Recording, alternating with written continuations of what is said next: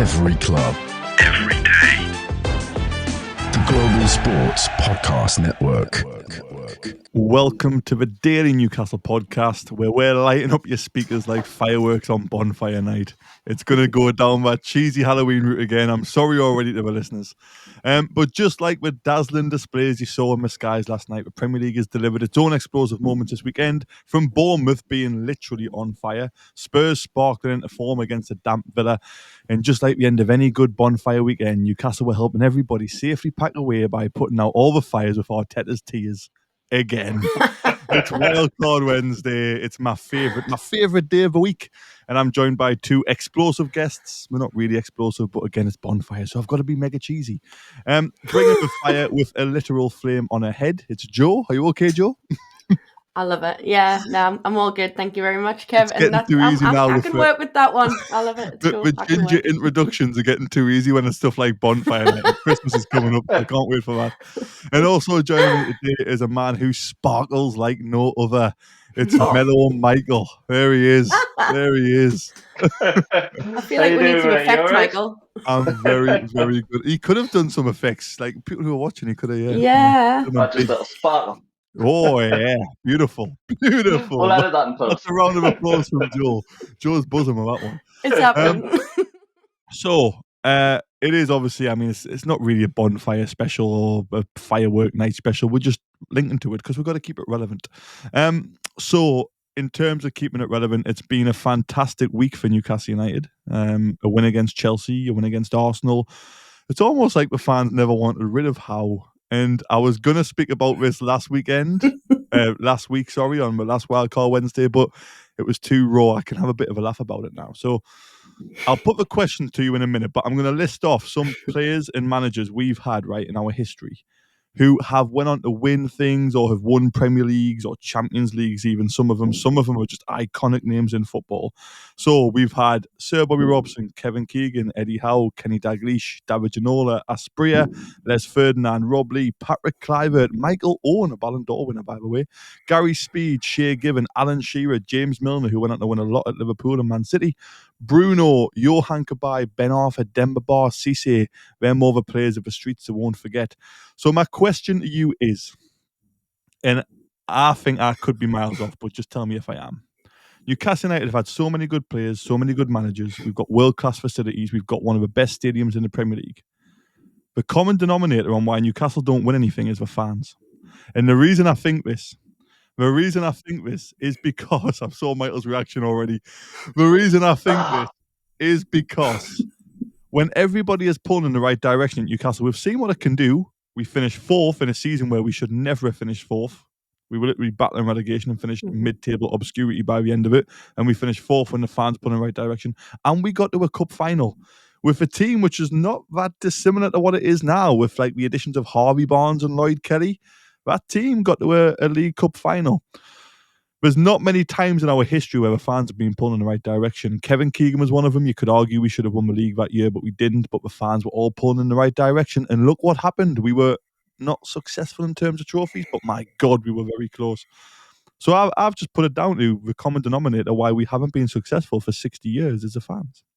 I'd love to get your thoughts on this. So I'm not just blabbering on and I don't get all the hate. I'm going to start with Michael because Michael gave me a fantastic response when I said that. So, Michael, what are your thoughts on my reason on why Newcastle aren't successful? You're trying to get me in trouble.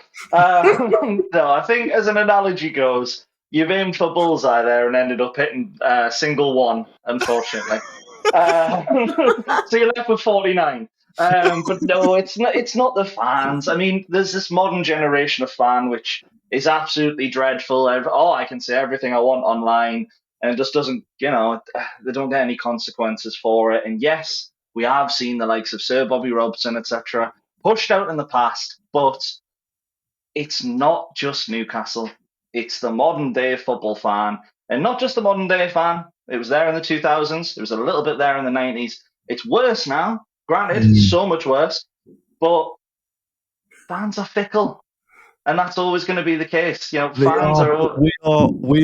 no right to demand any sort of success, and we were calling for Eddie Howe to go. Some people were saying like it was going to be his last ski. He's going to not last till Christmas and all this rubbish. He's literally give us 3 years of memories none of us will ever forget. A once in a lifetime season. Everyone says we've had better seasons. We have statistically, but we still finished fourth with a Memories-wise, I don't relegation agree, team. yeah. So I do see what you're saying. There is a lot of fans out of the clubs now, and the modern football fan is definitely like that. You are making great points, but when you look back, it's like when players are listed, you could argue Arsenal, Chelsea, Man United, Liverpool are the only ones with better managers, players overall. When you look since like the Premier League era, so to speak, they've all And won all of something. them won a lot of trophies. They've all won something, and we haven't. So is it us? Is it the Newcastle fans? I'm not talking about us in terms of us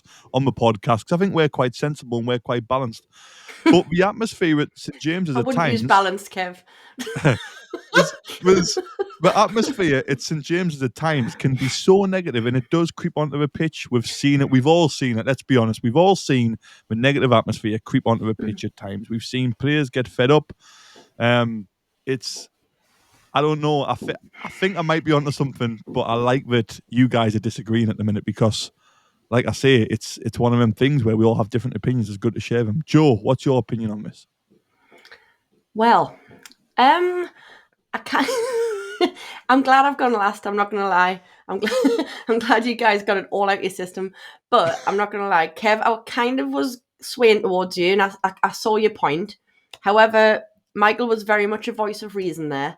That he's bang on. Every club does have them, and there are other clubs with awful atmospheres in comparison to ours, by the way. So that's one that I feel like sometimes I have to stick up for our fans for or staging for, even though I agree, by the way, some games are like flatters or whatever you want to call it. Pancake, we'll use that word. That's a good one. Good job. I was trying to use a family-friendly word there, by the way. It's just like flatters a yeah.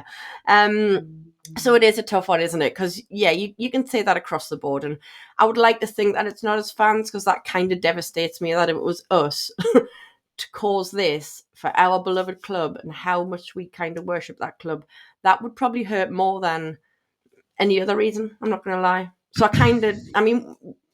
it's not like we can say that's a definitive thing because, we don't really know what the problem is. But yeah, I think any club can run out any manager, by the way. I mean, look at the state of Man U, who just run out managers left, right and centre. But then again, they also pick some stinking managers for themselves as well. So, I was don't going to feel say, sorry for them. we have Eddie Howe, who I honestly, I know this will get loads of stick, and I am so far in the Eddie Howe camp. It's unbelievable, obviously. Really? And never. But He's camp for Eddie. We have. You know what? I would be camp for Eddie. Nothing wrong with that, darling. I really would be. But like I say, we are so lucky, and we don't realise how lucky we are. And I said this when it was getting a little bit negative around the fan base, or we'll get exactly what we deserve if we hound him out. And I still believe that. And we've all kind of disappeared for a couple of games because we've had 2 good results, which is nice. But I did a bit of digging because I thought Newcastle, the size of Newcastle as a club, should have won something. Let's face it, we should have won something. There's absolutely no denying that. It's not down to great managers. It's not down to not having great managers, is it? It's not down to not having great players or world-class players or whatever you want to call them. Because we have had it. That's why I listed him at the start. But when I did some digging, Gary Speed, I found an interview with Gary Speed, which was amazing. And he said that Newcastle doesn't need good players. He says it needs strong players. It's not a nice crowd to play in front of when things aren't going right. That's a direct quote from Gary Speed. Obviously, I think it was just after he left Newcastle. And he was saying that we don't need good players. We need strong players. It's not nice to play in front of that crowd when things aren't going right. Now, that is a huge statement to make from such a good football player. He was great at every club he was at. So, for me, when I read that, I thought, you know what? I think I'm onto something. I think it might be the fans. I think it might be us. We call ourselves supporters, but we're not always supporting. So, yeah, I'm going to go back to Michael one more time because I know he's busy looking for something. I just wanted to check something. And I wasn't being an idiot here. No, but, that's fine. I do I think it's one of those that I think you're right on a level of when it's bad, it's so much worse because of the fans. But at the same time, I think the reason the good parts are so good are because of the fans. Like, more people remember, and maybe not, but more people our age remember Newcastle 1996, the battle with Man United, then it's an exaggeration of Leicester's title win, but it's around about the same. Or let's say Portsmouth winning a cup or Wigan winning a cup, because realistically, they haven't really. This is going to sound horrible. They haven't got anything there really for people to memorize and think about. But Newcastle, because of that fan base, we overstayed everything. The Messiah, the best attacking team in the world in the 90s, and stuff to the worst team in the world under Steve Bruce. We overstate these things, and there's a reason. For example, Bruno's put something out saying, one day you'll understand just how much I like you, because for the right player and the right fit for Newcastle, that can take someone who's a 7 out of 10, and I'm not saying Bruno is, I'm talking more, maybe other players, like let's say Fabian Schär, who was pretty poor under Benitez, etc., and turn them into a world-class centre-back or world-class player. I think that's more what the atmosphere does, but I do agree, when it's toxic, it can be the worst stadium in the world. I agree. I think what you're trying to say, Michael, is Newcastle fans are drama queens. Don't want to call people out. Pretty much. But to be fair, right. In a way, it's an exaggeration. It's a bit of a joke because we're not drama queens. But really what you're saying essentially is that because when it's good, it's bloody great. And we know how to really dramatically make it great, don't we? And when it's bad, we know how to dramatically make it bad. So that's all I mean by the drama queen before anyone really starts to probably hate on me on social media. But, Well, like characters in we're in for a bit of slagging today, yeah? I think it's definitely worth discussing and debating because, again, I mean, Newcastle have loads of fans. And look, I'm the first to admit the atmosphere is amazing when it's going great. And it's brilliant when we're all pulling right there. I think it's unbeatable. I've had a rant before on my passion about St James's Park and how it makes me feel. And that feeling I get, I'd never want my stadium to be replaced for that reason. However, there is times I just think Newcastle fans have a lot of great supporters and they have a lot of supporters. It seems like more than ever not a lot of them know what we're talking about, which is brave coming from a podcast. That's the modern generation. It's brave coming from a podcast, but it is what it is. I think that's a good place to leave part one into the first advert, which is going to be done by, of course, the Zencastr queen, which is Joe. Here at the Global Sports Podcast Network, we spent a lot of time selecting our delivery platform. Zencastr came out the clear winner. With 4K video recording from your phone and AI editing that automatically removes all those ums and ahs, it's super easy to start a podcast that sounds great and is delivered efficiently. If you're ready to tell your story, check out the link in the show description to learn more about Zencastr. Professional as ever, Joe. No mistakes at all. That was brilliant. Absolutely brilliant. The power of editing. Isn't it just? For people who don't know, Joe had to do that about 5 times. You'll only hear it once. So you're welcome. I'm not even going to pronounce how I actually said Zencastr initially, but never mind. Right. Well, I loved part one. I really did. I didn't think it would cause that much controversy, but as I was saying things out loud, it kind of thought, oh my God, I'm going to get some backlash. So part 2 is called Fireworks. And I thought this would cause fireworks, but I think we've already caused them. So why not just call it sparkler? It's not quite as impressive. It's me boring now. I thought with it being bonfire weekend just gone, and obviously it's bonfire night last night. I thought I'm going to chuck some players at you from different generations, and you're going to tell me which one you think is better. I've seen a couple of these online. This isn't my idea. I'm not being original here. You've probably heard some of these before. I'm going to start with what I think is the easiest one. But there is some young fans. Michael hit the nail on the head. It all comes down to age. I think there's some fans, depending on our demographic of who's listening, they might pick the unthinkable here. But we'll start with an easy one. I just want you to tell me which one you think's better and the reason why. All right, that's it. We can be as quick or as short. As quick or as short? As quick or as long as you like. Oh, dear. So, first one, I'll go to Joe first. Zinedine Zidane or Cole Palmer? Right, Zidane, without even a heartbeat. And there's a reason behind that is the fact that Zidane would pretty much beat any player for me because he's my all-time favourite player. Michael, Zidane or Palmer, are we all in agreement it's Zidane? Oh, no, it has to be Cole Palmer for me. I'm joking. Michael. It's always Zizou. Top this It's- podcast. I just like getting reactions. It's fine. I agree. No, I agree. it's Zizou. Zidane, 100%. is undeniable when it comes to that one. Right, the next couple, I think, are a little bit more difficult. Next one, Kevin De Bruyne or Steven Gerrard. 2 different generations. Who's a better player? I'll go to Michael first this time. Kevin De Bruyne. Ooh, reason why? Gerrard was a fantastic player, one of the greatest of all time, but I think Kevin De Bruyne is incredibly underrated. I think he has a better passing range than what Gerrard did. And I think in the big games against the big teams, there's not many players better than Kevin De Bruyne. So with that, I think KDB will go down as a legend one day. What, mate? That's a convincing answer, to be fair. Well done, Michael. Joe, do you agree with that, or are you going to go for Gerrard? To be fair, even as someone who's older than Michael and seen more of Gerrard live, let's say, I would still go on De Bruyne. However, I would say my side point would be that I thought Gerrard was better for longer. De Bruyne got better throughout his career and is better at his peak than Gerrard would be my exact answer to that one. Wow. See, I love De Bruyne. De Bruyne is probably, am I going to say it? He's probably one of my favourite players currently playing, who isn't a Newcastle player. I love Kevin De Bruyne, but Same. I think I would pick Gerrard, and the reason why would be I think Gerrard was in a worse team.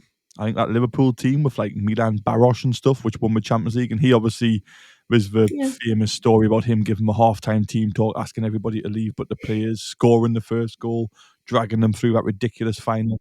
That is unbelievable. Gerrard was just an all-rounder. I know it was a different game. It was a 4-4-2 game. Joe loves 4-4-2.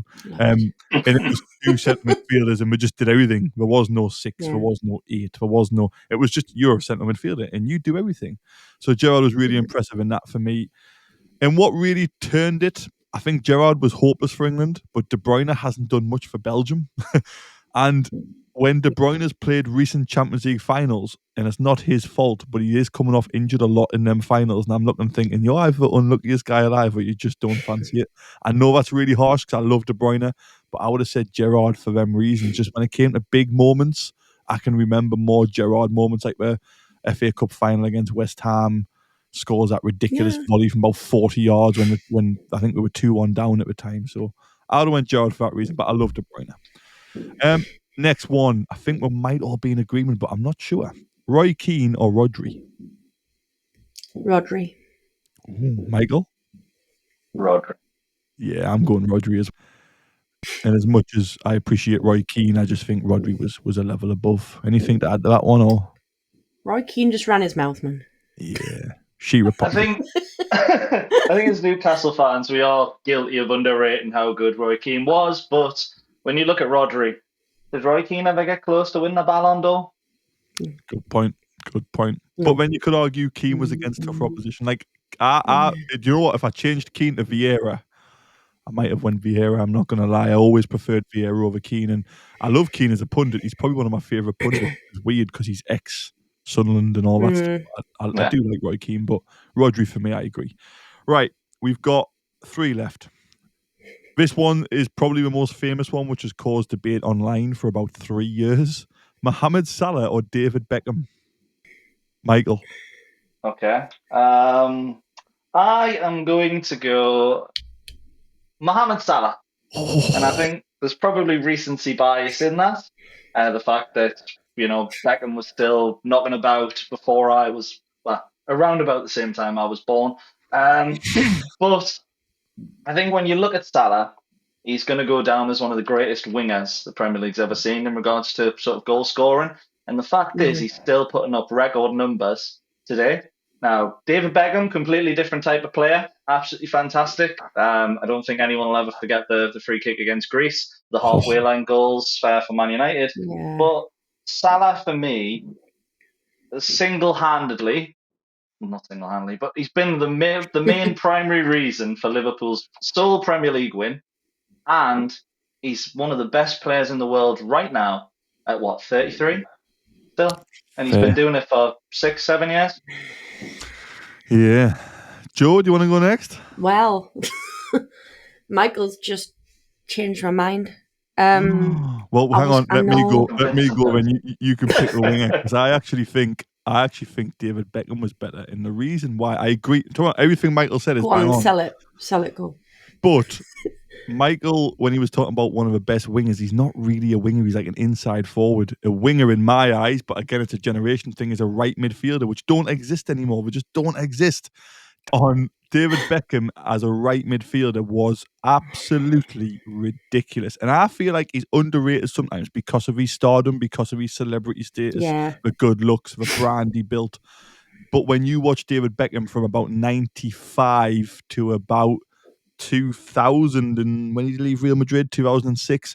He was undeniable in terms of he could put a ball anywhere. There's passes I've seen of Van Nistelrooy, Brazilian Ronaldo. Look at some of the players he's played with. He could do it in multiple leagues. He did it in England. He did it in Spain.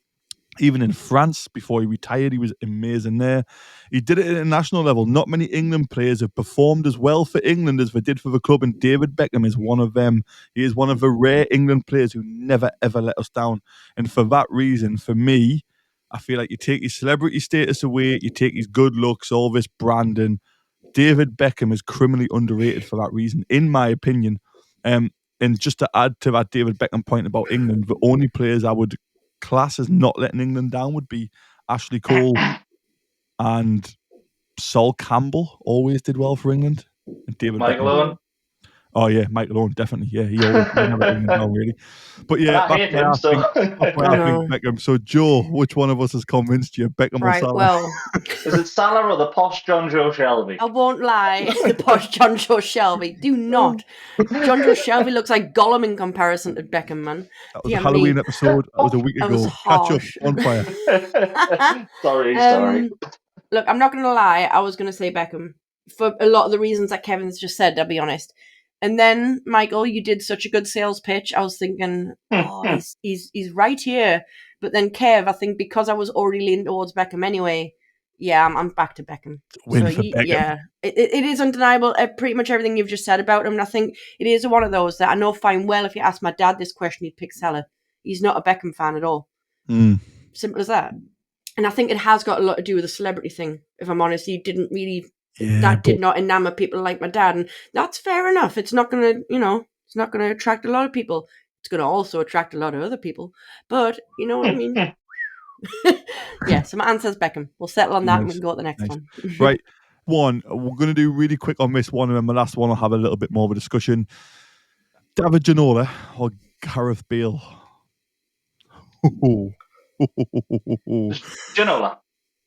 Ginola over Bale. Wow. Joe? And that might be Newcastle bias, but that's how I feel. Joe's struggling. I'm gonna go Gareth Bale. I think in terms of what he won, the success he had, where he came from, with development from a left back to a left winger, to then boss the Premier League for about 4 or 5 years, to then go and be successful in Spain. Ginola, I don't know if it's because I'm too young. I've heard amazing stories. I saw Ginola at Tottenham, and I thought he was great at Tottenham. So I think maybe Ginola's got 4 or 5 years of his career where he was really good, but maybe 2 years where he was world class. I think Bale's probably got about 4 or 5 years where he was world class and 8 years where he was really good. So I would go Bale for that reason. Joe? It's all right, Kev. I wasn't struggling. I was kind of just not wanting to say my answer because I did live through the Ginola years and I did love him and I saw his best, and I just feel bad because I am going to pick Bale, basically. That's why I was kind of doing that, because I've just got to take my bias away and say Bale because of what you've just said, to be fair. Because, yeah, I did watch Ginola at his prime. Michael, I've got to be honest. I've just got to be honest. It's Bale. Make a shout for Ginola. All I'm going to say about Gareth Bale is he had a Tottenham side set up around him for about 5 years. Ginola could do it in any side. Bale went to Real Madrid, did well for a few years, and he's also pretty much hated now by Real Madrid fans. So I've never seen a world-class player hated by his own fans. Because he wanted to play golf, that's all. What was it? Wales, golf, Madrid? That flag, man, that was a complete wind-up, wasn't it? Speaking of world-class players who literally fans of every club that person's ever played for dislike, leads us to the last one. Harry Kane or Michael Owen? Nobody. Michael Owen played for Liverpool, Man United, Newcastle, Stoke, Real Madrid, and none of the fans particularly like him. So, but in terms of a player, Michael Owen doesn't get the respect he deserves either, I don't think. But that's because we're Newcastle fans. Michael's went Kane. I would go Michael Owen. Again, that goal against Argentina, the years at Liverpool. Even at Real Madrid, he was relatively successful-ish. I'm not going to say successful, but ish. Yes, his career went downhill massively, but I mean, yeah, Harry Kane was playing against defenders who, in my opinion, aren't defenders. Michael Owen was playing against Tony Adams, Martin Keown, Sol Campbell, Rio Ferdinand, all the big names. Titus Bramble. Boom song. Exactly. Harry Kane. If Harry Kane, that one's just for Nick. If Harry Kane didn't go to Bayern Munich this season, he would have broke Shearer's record. Doesn't make him better than Michael Owen, though. I don't like statistics. Greatest striker the Premier League's had. If we were to look at natural numbers, striker.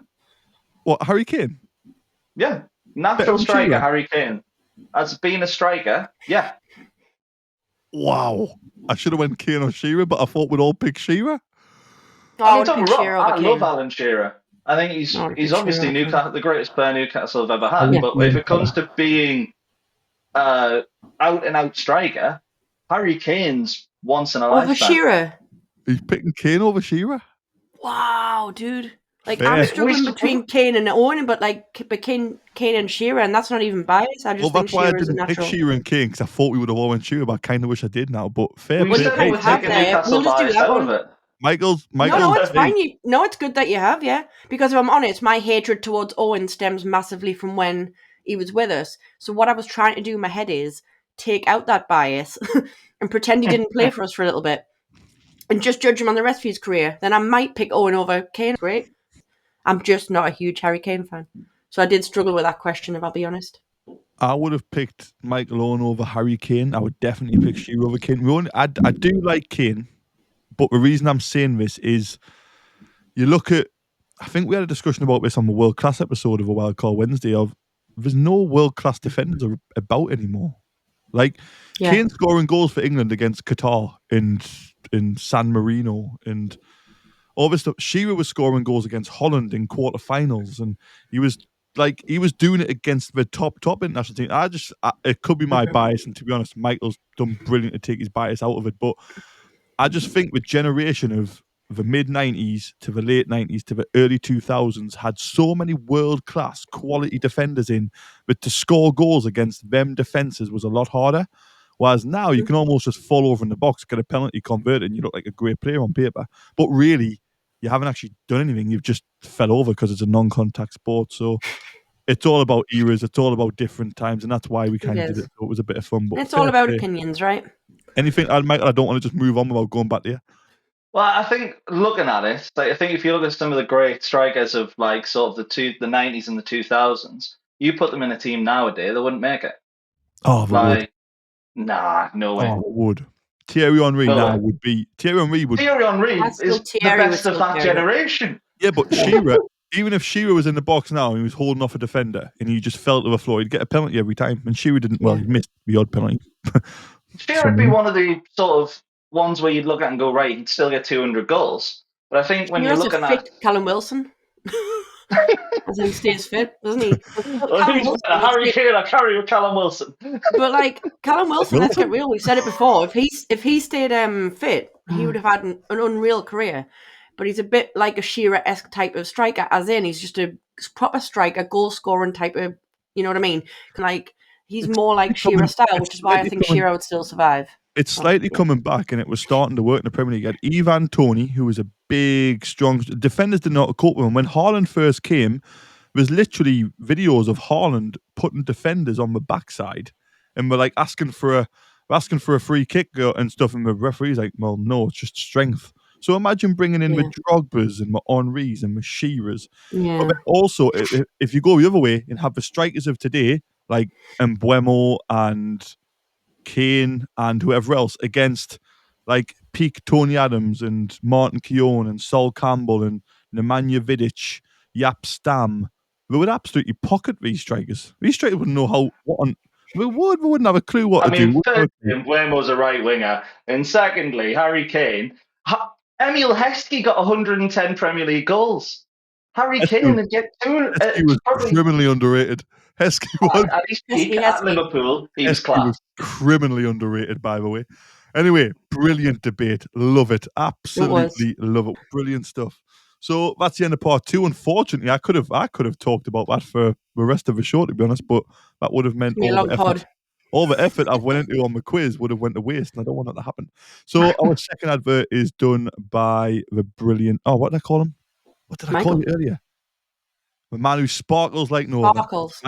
Michael with our second advert. Go on, Michael.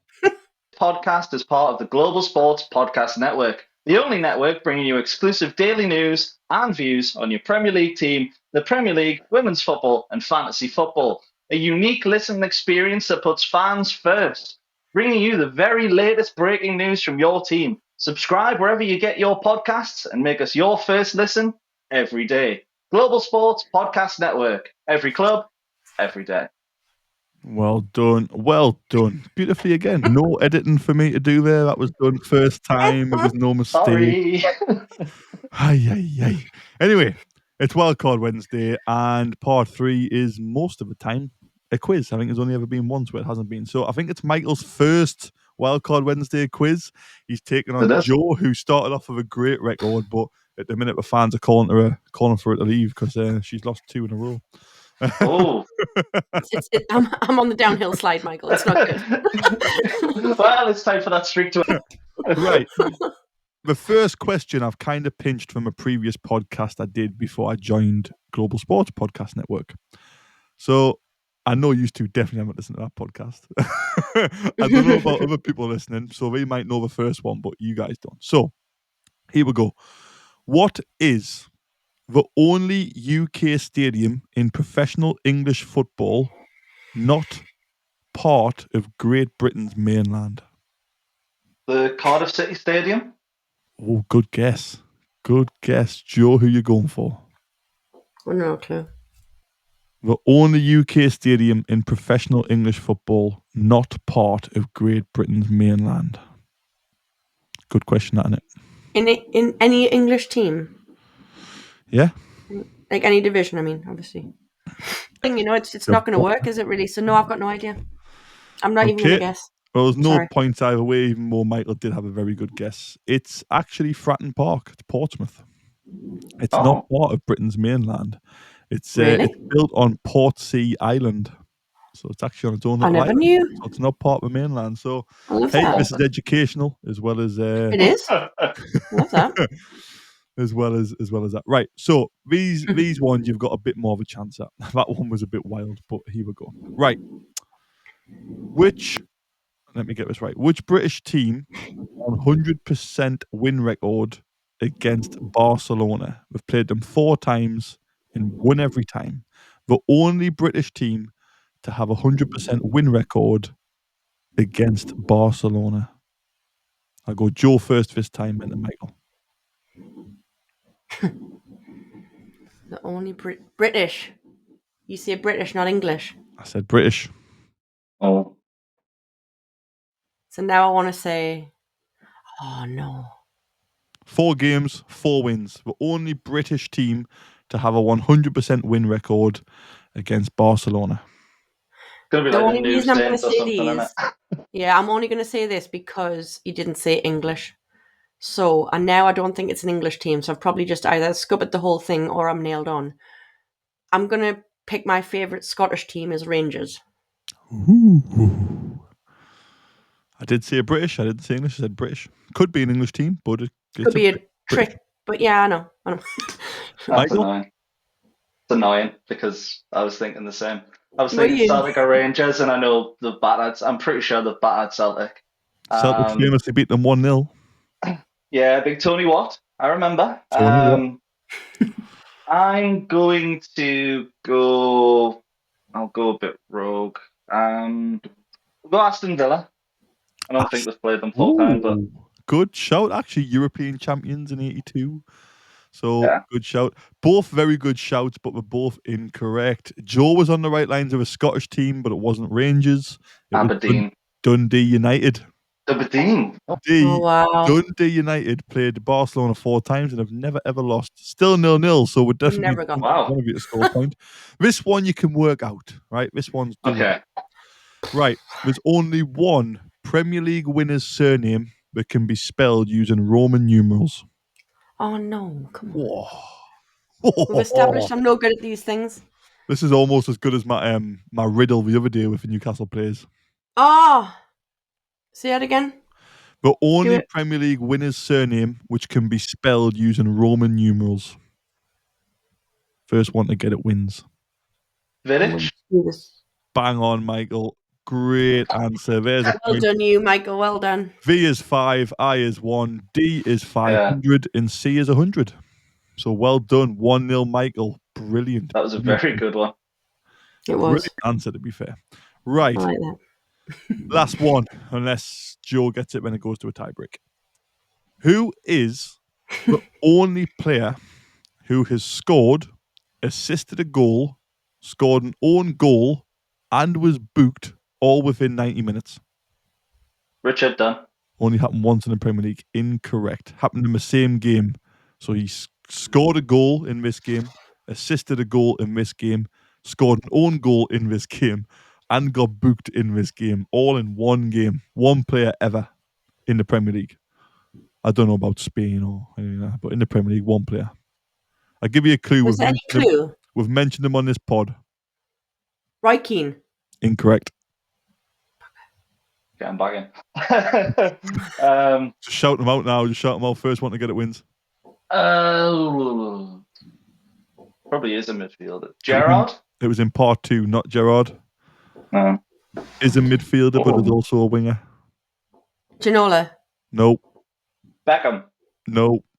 Bale. Yes, 1-1. Great shout. Oh, unbelievable. This one's for the win, then. Tie-break question. I think this one is quite common knowledge, but we're about to find out. Which manager has the longest unbeaten home record that lasted 9 years? Jose Mourinho. Correct. Michael takes it 2-1. Didn't lose at home for 9 years. That is insane. That's unreal, that, isn't it? Not losing at home for 30. But I mean, that was a lot of fun. Genuinely enjoyed this episode. As I always do with Wildcard Wednesday. Hopefully the listeners enjoyed it just as much as we did. Thank you very much, Joe. Thank you very much, Michael. I think tomorrow, when you're listening to Daily Newcastle, it will be a crossover episode with Nottingham Forest. And I think Michael's on that as well. So look forward to that one. Make sure you come back and tune in with us. Thank you very much. Enjoy the rest of your day. Every club, every day. The Global Sports Podcast Network.